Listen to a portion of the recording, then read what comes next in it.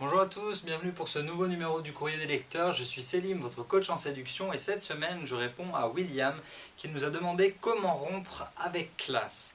La première chose à savoir, William, c'est qu'il n'y a jamais de bon moment pour rompre. Il y a toujours un décès d'un proche, il y a toujours un examen, il y a toujours un je vais pas bien. Ce n'est jamais le bon moment pour rompre et tu rendras ta copine triste quoi qu'il advienne, sauf si elle sait que ça va finir, sauf si elle-même elle ne se sent plus très bien dans cette relation depuis un certain temps. Donc il ne faut pas hésiter. On parle de rupture, donc il faut que ce soit net. On ne rompt pas par texto, on ne rompt pas par mail, on ne rompt pas par un changement de statut Facebook, on ne rompt pas de quelque manière que ce soit, sauf en face, lors d'une vraie conversation avec la fille concernée. Bien évidemment, tu n'annonces à personne ta rupture avant qu'elle soit effective. Tu ne vas pas mettre tous tes potes au courant et ensuite aller rompre avec la fille.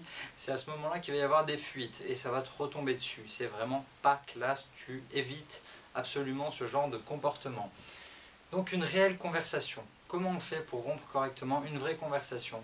Soit dans un endroit neutre, un bar, un restaurant, un parc, n'importe où, mais pas chez toi, pas chez elle, pas dans un environnement qui lui rappellera un peu votre histoire, soit au contraire, chez toi ou chez elle, si tu as besoin ensuite de partir, fais ça chez elle, si tu préfères que ce soit elle qui parte, appelle-la chez toi, si vous vivez ensemble, ce sera un peu plus compliqué, dans ce cas-là, il vaut mieux privilégier un endroit neutre.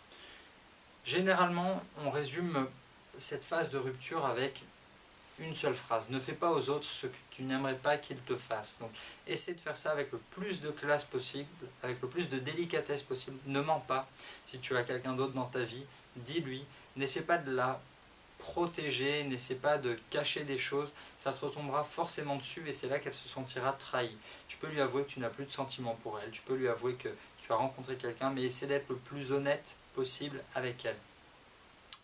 Le dernier point important à prendre en compte, c'est ta réputation. Pourquoi il vaut mieux que tu rompes avec classe? C'est parce que ta réputation, elle va te suivre. Et si tu l'as plaqué par texto, si tu as rompu en simplement prenant ta valise, en quittant ta copine sans aucune explication, c'est pas ce qu'il a de plus classe et ça risque de te suivre. Ah bah oui, c'est William, c'est le mec, il a l'habitude de rompre en envoyant une simple lettre et en ne donnant plus jamais de nouvelles. Pense à ta réputation, ça te permettra de passer d'un cercle social à un autre, ça te permettra peut-être de sortir avec une fille du même groupe sans avoir une sale réputation. J'espère avoir répondu à ta question.